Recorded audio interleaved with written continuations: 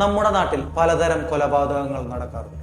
അതിൽ ചിലതെങ്കിലും ഇന്നും ആരാലും കണ്ടുപിടിക്കാതെ ഒരു ചോദ്യചിഹ്നമായി അവശേഷിക്കുന്നു.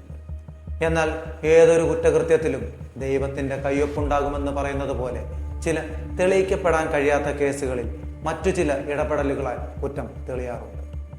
അത്തരത്തിൽ ഒരു പൂച്ചയുടെ സഹായത്തോടെ കേരള പോലീസ് കുറ്റവാളിയെ കണ്ടുപിടിച്ച ഒരു സംഭവത്തെക്കുറിച്ചാണ് ഇന്ന് നമ്മൾ സംസാരിക്കാൻ പോകുന്നത്. It's me your Vimal we just talk.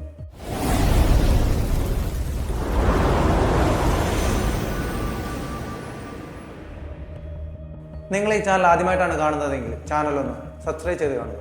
Video ഇഷ്ടപ്പെട്ടാൽ ലൈക്ക് ചെയ്യുക. നിങ്ങളുടെ അഭിപ്രായങ്ങളും നിർദ്ദേശങ്ങളും ഞങ്ങളുടെ കമൻറ്റ് ബോക്സിൽ രേഖപ്പെടുത്തുക. വർഷം 2008.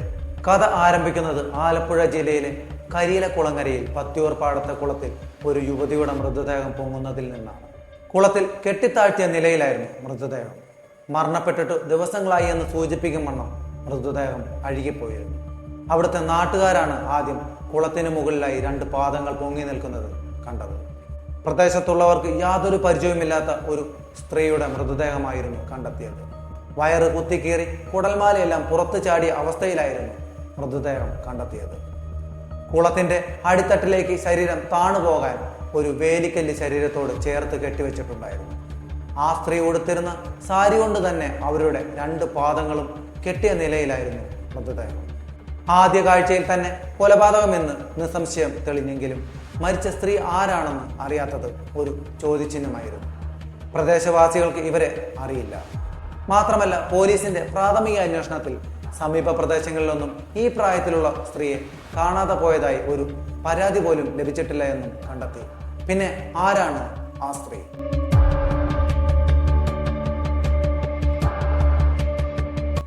മൃതദേഹം കണ്ടെത്തിയ കുളത്തിന്റെ പരിസരത്ത് നിരവധി വീടുകളും എപ്പോഴും ആൾ പെരുമാറ്റവുമുള്ള സ്ഥലമാണ്.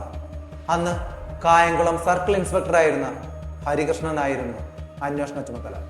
മൃതദേഹ പരിശോധനയിൽ കൊലപ്പെടുത്തിയ ശേഷം മൃതദേഹം മറയ്ക്കാൻ ശ്രമിച്ചതാണെന്ന് മനസ്സിലായി. എന്നാൽ കുളത്തിന് സമീപം സംശയകരമായ യാതൊന്നു തന്നെ കണ്ടെത്താൻ പോലീസിന് സാധിച്ചില്ല. കുളത്തിനടുത്തേക്ക് വരുന്ന സ്ഥലത്ത് ഒരു സർപ്പക്കാവുണ്ട്. ആ കാവിന് സമീപം എന്തോ ചത്തു ചീഞ്ഞ മണം അനുഭവപ്പെട്ടതിനെ തുടർന്ന് പോലീസ് അവിടെയും പരിശോധിച്ചു. അതൊരു പൂച്ചയുടെ മൃതദേഹമായിരുന്നു. പ്രാഥമികമായി ആ പൂച്ചയുടെ മരണവും സ്ത്രീയുടെ മരണവുമായി യാതൊരു ബന്ധവുമില്ല. എന്നാൽ സ്ത്രീയുടെ മൃതദേഹത്തിന്റെ അതേ കാലപ്പഴക്കം പൂച്ചയുടെ മൃതദേഹത്തിനുമുണ്ട് എന്നത് സർക്കിൾ ഇൻസ്പെക്ടർ ഹരികൃഷ്ണനിൽ ചില സംശയങ്ങൾ തോന്നിച്ചു. അതിനാൽ തന്നെ സ്ത്രീയുടെ പോസ്റ്റ്മോർട്ടത്തിനൊപ്പം പൂച്ചയുടെ പോസ്റ്റ്മോർട്ടം നടത്താൻ അവർ തീരുമാനിച്ചു. എന്നാൽ പൂച്ചയുടെ പോസ്റ്റ്മോർട്ടം നടത്താൻ ഫോറൻസിക് സർജൻ വിസമ്മതിച്ചു. തുടർന്ന് ഒരു വെറ്റിനറി സർജനാണ് പൂച്ചയുടെ പോസ്റ്റ്മോർട്ടം നടത്തിയത്. പോസ്റ്റ്മോർട്ടം റിപ്പോർട്ടിന്റെ അടിസ്ഥാനത്തിൽ പൂച്ചയുടെയും സ്ത്രീയുടെയും ആമാശയത്തിൽ ഫ്യൂരിഡാൻ എന്ന വിഷം കലർന്ന ഭക്ഷണം ആയിരുന്നു ഉണ്ടായിരുന്നതെന്ന് കണ്ടെത്തി. 2 മരണങ്ങളും ഏകദേശം ഒരേ സമയത്ത് തന്നെയായിരുന്നു. അതോടെ വിഷം കൊടുത്ത് കൊന്ന ശേഷം സ്ത്രീയെ കുളത്തിൽ കെട്ടിത്താഴ്ത്തിയതാണെന്ന് വ്യക്തമായി. എന്നാൽ പിന്നീട് പോലീസിന് മുന്നിൽ നിരന്നത് നിരവധി ചോദ്യങ്ങളാണ്. കൊല്ലപ്പെട്ട സ്ത്രീ ആരാണ്? ആരാണ് കൊലയാളി? സ്ത്രീയുടെ ശരീരത്തിലും പൂച്ചയുടെ ശരീരത്തിലും എങ്ങനെ ഒരേ ഭക്ഷണം എത്തിപ്പെട്ടു? ഈ ചോദ്യങ്ങൾക്കുള്ള ഉത്തരം അന്വേഷിച്ച് പോലീസ് യാത്ര തുടങ്ങി. ആദ്യം മരിച്ച സ്ത്രീ ആരാണെന്ന് കണ്ടെത്താനായിരുന്നു ശ്രമം. എന്നാൽ അത് എവിടെയും എത്തിയില്ല. തുടർന്ന് പൂച്ചയെക്കുറിച്ച് അന്വേഷണം ആരംഭിച്ചു.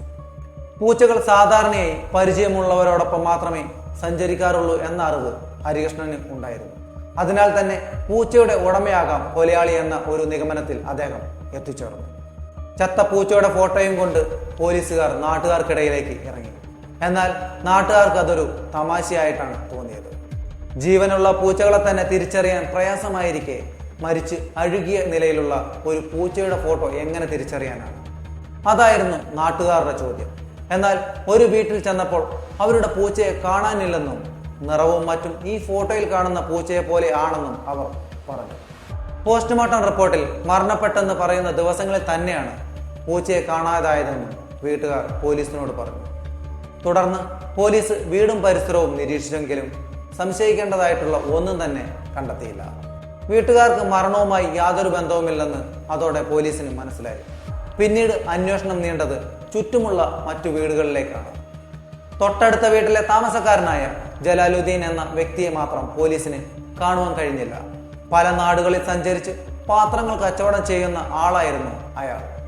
ഇയാളുടെ ഫോൺ നമ്പറിൽ പോലീസ് ബന്ധപ്പെട്ടെങ്കിലും ഓരോ തവണ വിളിച്ച് ഹാജരാകാൻ പറയുമ്പോൾ താൻ ഇപ്പോൾ വേറെ സ്ഥലത്താണെന്ന് പറഞ്ഞ് അയാൾ ഒഴിഞ്ഞു മാറിക്കൊണ്ടിരുന്നു.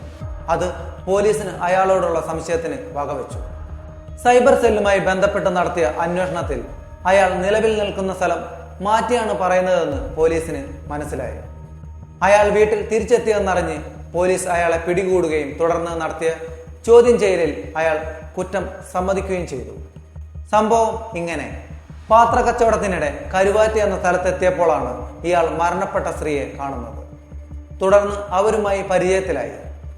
സൗഹൃദം പതിയെ പ്രണയത്തിലേക്ക് നീളുകയും ഇയാൾ അവരിൽ നിന്നും ആഭരണങ്ങളും മറ്റും വാങ്ങി പണയം വെക്കുകയും ആ പണം ദൂർത്തടിക്കുകയും ചെയ്തു.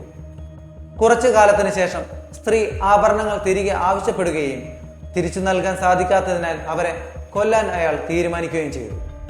ആഭരണങ്ങൾ നൽകാമെന്ന് പറഞ്ഞ് തിരുവനന്തപുരത്തും പിന്നീട് കായംകുളത്തും എത്തിച്ചു. സ്ത്രീ മരണപ്പെട്ട സ്ഥലത്ത് വന്നു അവരെ അവിടെ ഇരുത്തിയ ശേഷം ഭക്ഷണം എടുത്തു വരാമെന്ന് പറഞ്ഞ് വീട്ടിലേക്ക് പോയി വിഷം കലർത്തിയ ഭക്ഷണവുമായി തിരികെ വന്നു. ഭക്ഷണം കഴിച്ച സ്ത്രീ മുഴുവൻ കഴിക്കുന്നതിന് മുമ്പ് ഛർദ്ദിച്ചു മരിച്ചു വീണു. തുടർന്ന് അയാൾ കത്തികൊണ്ട് അവരുടെ വയറ് കീറുകയും പാദങ്ങൾ കൂട്ടിക്കെട്ടി ശരീരത്തിൽ കല്ലുകെട്ടി കുളത്തിൽ താഴ്ത്തുകയായിരുന്നു. വീട്ടിൽ നിന്നും തിരികെ ഭക്ഷണവുമായി വന്ന അയാൾ പൂച്ച തന്റെ പുറകെ വന്നത് കണ്ടിരുന്നില്ല. സ്ത്രീ കഴിച്ച ബാക്കി ഭക്ഷണവും ഒപ്പം അവരുടെ ഛർദ്ദിലും കഴിച്ച പൂച്ചയുടെ ശരീരത്തിലും വിഷം കലരുകയായിരുന്നു. ചോദ്യം ചെയ്യലിനൊടുവിൽ പ്രതി സ്വയം കുറ്റം ഏറ്റുപറഞ്ഞു. 4 വർഷം നീണ്ടുനിന്ന വിചാരണയ്ക്കൊടുവിൽ കോടതി പ്രതിക്ക് ജീവപര്യന്തം തടവ് വിധിച്ചു. ഇയാൾ ഇപ്പോഴും ജയിലിലാണ്. ഒരു പൂച്ചയിലൂടെ പോലീസ് കുറ്റം കണ്ടുപിടിക്കുമെന്ന് കരുതിയില്ലെന്ന് അയാൾ പോലീസിനോട് പറഞ്ഞു. അതാണ് ആരും കാണാത്ത ദൈവത്തിന്റെ കയ്യൊപ്പെന്ന് നമുക്ക് വിശ്വസിക്കാം. കുറ്റകൃത്യങ്ങളില്ലാത്ത നാടായി കേരളം മാറാൻ നമുക്ക് പ്രാർത്ഥിക്കാം. It's me your Vimal signing off.